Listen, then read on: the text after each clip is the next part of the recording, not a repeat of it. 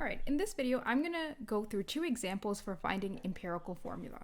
In the first example, I'm given the compound, so calcium chloride, and I'm given how much mass of each element there is. So let me just write that out again. So I am given 1.82 grams of calcium, as well as 3.23 grams of chlorine. And what I'm asked to find is the empirical formula. The empirical formula is the lowest ratio of elements in the compound. Now, given the mass, I can't just directly divide and see the ratio between this because the mass is not a unit that we can use to make this comparison. What we have to use is moles. So what we first have to do is convert our grams value into moles and then look at the ratio between the two elements. Just as we learned in our previous module, how we can use our grams to get to moles is by using our molar mass. So we start off with the value of mass, and then we have to use our molar mass ratio. So I know that the molar mass of calcium is 40.08 grams for every 1 mole of calcium. Now, if I have this, if I do this calculation, I get 0.045409181 moles of calcium. And you're going to see why I did not round this value in a bit. So I'm going to do the exact same thing for chlorine. So I'm starting off with my mass, which is 3.23 grams. The molar mass of chlorine is going to be different. It is 35.45 grams for every 1 mole of chlorine.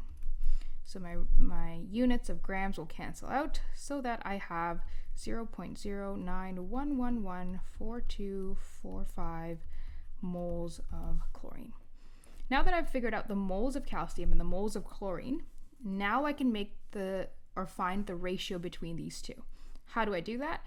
I have to identify which has the lowest moles. So 0.0454 is less than 0.0911, which means that this is the lower value. And I'm going to divide by the lower value, both of these numbers by the lower value. So I'm going to divide this by 0.045409181. And because these are both the same numbers, I end up with 1. I'm going to do the same thing on this side, except I'm dividing by the lower number. So 454.09181, and this gives me 2.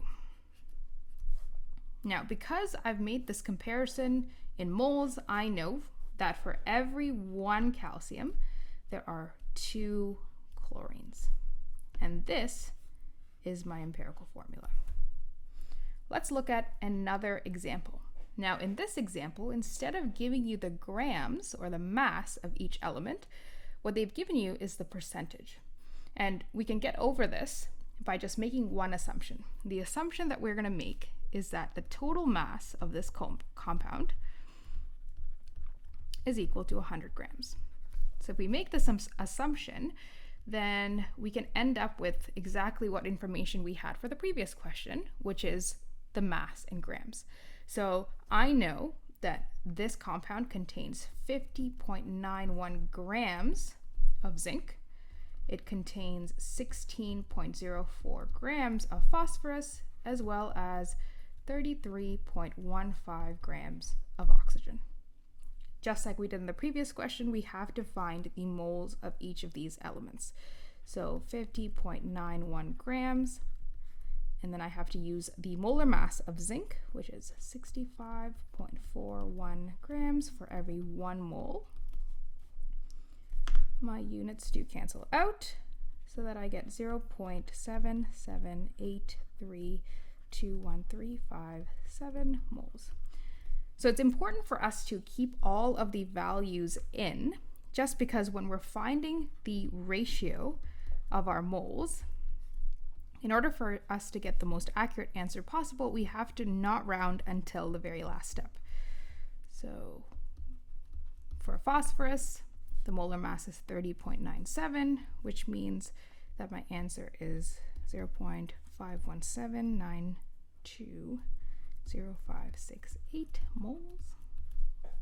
And I do the exact same thing for oxygen, 33.15 grams, using the molar mass of oxygen, which is 16.00 grams for every 1 mole.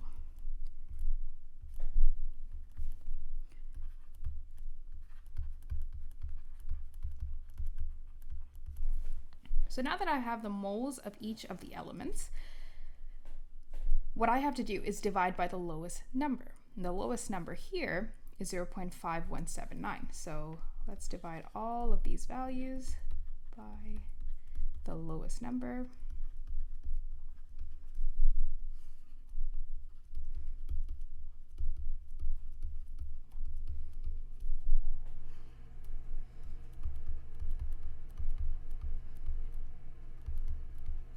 So if I divide these values, I'm going to get 1.5 here, because these are the same numbers. I'm going to get 1 here, and I'm going to get 4 here.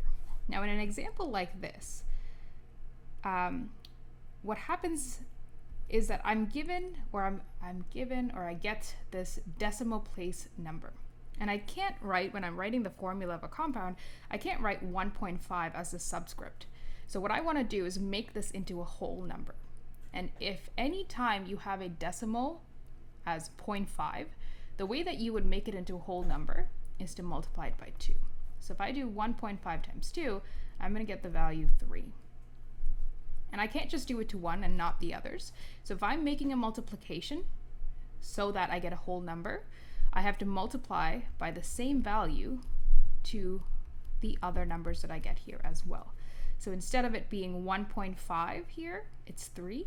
Instead of it being 1 here, I'm going to have 2. And instead of it being 4 here, I'm going to have 8. So my final formula, zinc 3, phosphorus 2, oxygen 8.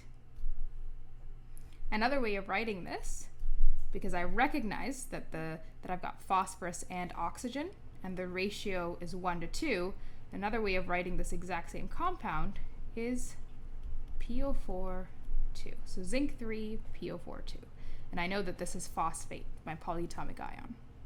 Okay, that's how you'd find the empirical formula. And I've gone through 2 different examples. In your practice, if you come across these decimal places and you need to round into a whole number, this is what you would multiply by in order to get that whole number. This chart is provided on your module within your lessons. If you want to make this, if you want to reference that, feel free to go back and do that. But other than that, this is how to find empirical formulas.